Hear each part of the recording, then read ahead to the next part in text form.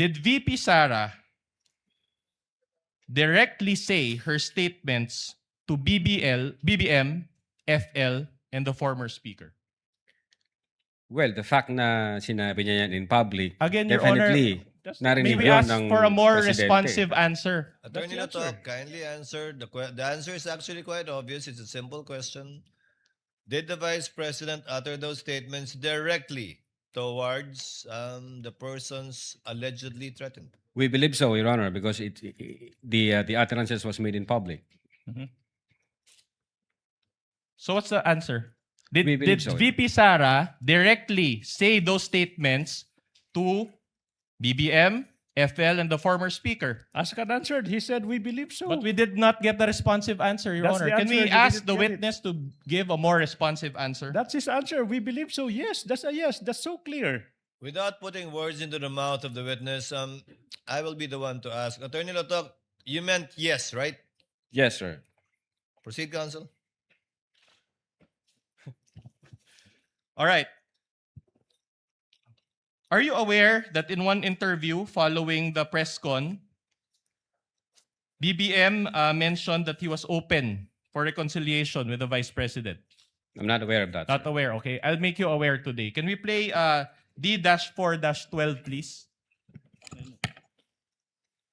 Mr. President, kayo po ba sa puso ninyo, gusto niyo bang makipagkasundo pa sa mga Duterte? Oo. Ayaw ko ng gulo. Gusto ko makasundo sa lahat ng tao.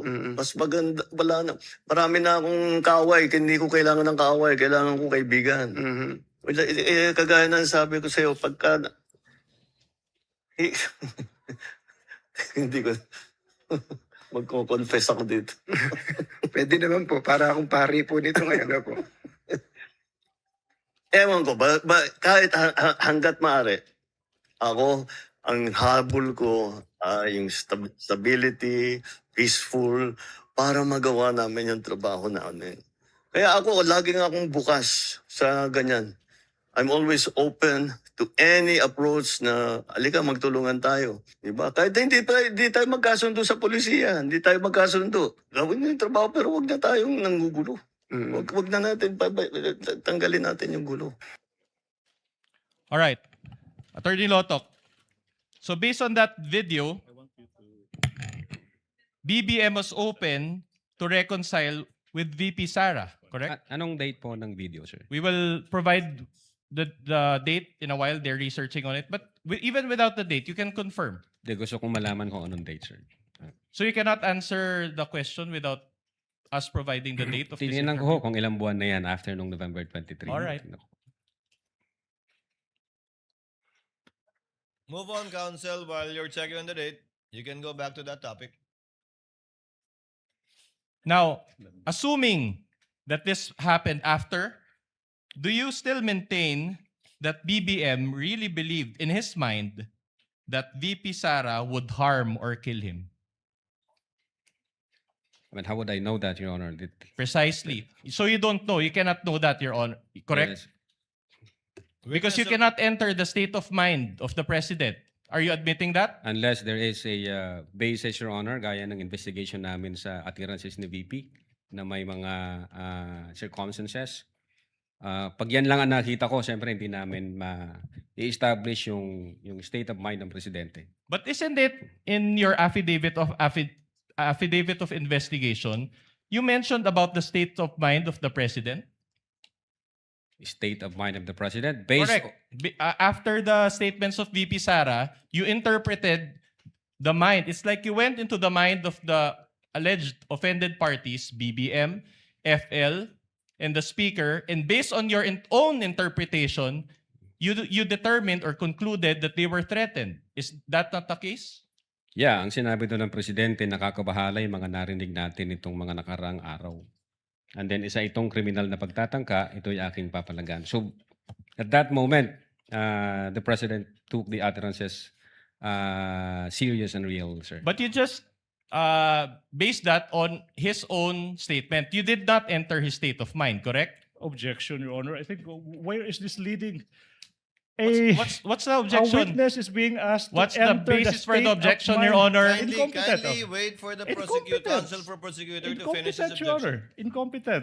The witness already said that based on their investigation, based on the statement of the president after the event, he said that they determined that the president felt threatened. And the question now is, did you enter his state of mind? Your Honor, please, I think I'm now objecting on the reason that this person is incompetent to Your Honor, enter. we will be satisfied with just the basis. If he had said incompetence, we would ask for a ruling already. He doesn't have to lecture, Your Honor. And for the record, Kindly reform counsel. I think I know where you're getting at. all right. My question to you is this: do you have background on forensic psychology? No. Do you have a background on behavioral psychology? Well, we were taught about Just that yes subject or no. matter in Just the a academy. yes sir. or no will do. Do you have a forensic psychology department in the NBI's cybercrime division? Forensic psychology. Yes. We have BSD. We have medical legal department. Medical we have- legal only. We Okay. have psychiatrists. All We right. have psychologists. We have all of those, sir. All right. In other words, you do not have a professional assessment of the mind of BBM when you conducted this affidavit of investigation, correct? Okay, sir. The investigation, ganito po ang nangyari. Nung nag-comment yung presidente na nakakabahala yung mga utterances, pera lang ho doon, tiningnan namin yung comment ng iba't ibang government agencies na ganun din yung kanilang reaksyon, nakakabahala yung sinabi ng Vice Presidente, magiging issue yan ng national security.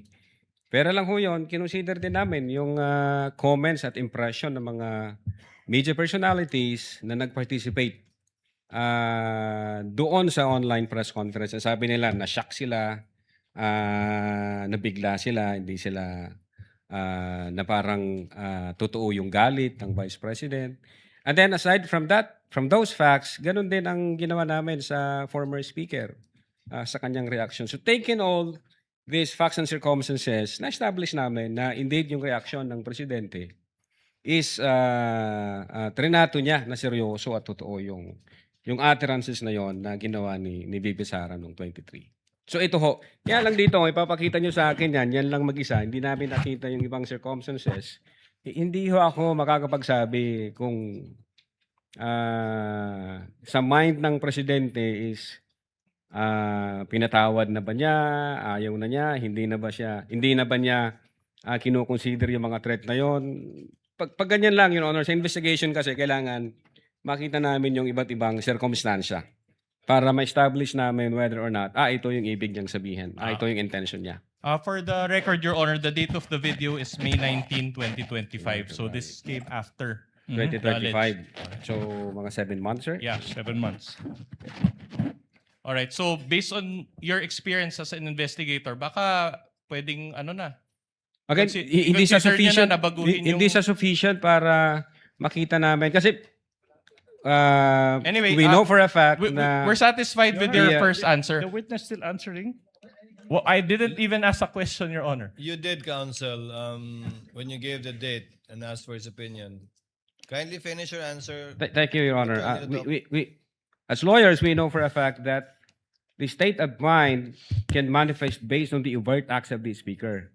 So dito kasi, kung ito lang ang pagbabatayan namin, then we try to establish yung intent o yung state of mind ng presidente, kulang ho yan. So siguro kung may makikita pa kaming ibang circumstances na magpapatunay na binaliwala niya na yung utterances, pinatawad niya yung vice presidente, and things like that, then we can somehow said, mukha nga ang totoo yung sinabi ng presidente na pinatawad na niya.